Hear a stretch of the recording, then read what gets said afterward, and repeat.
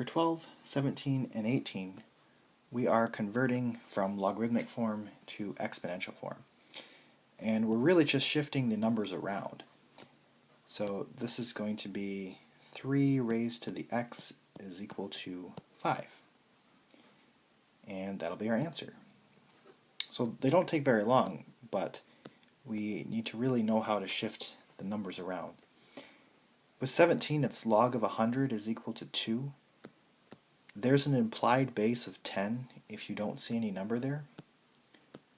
So if you want to write the 10 and then do the transformation, you can, because our final answer is going to be 10 raised to the 2 is equal to 100.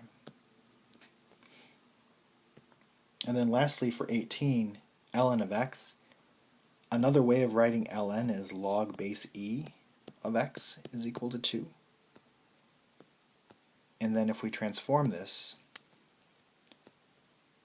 this is going to be e raised to the 2 is equal to x.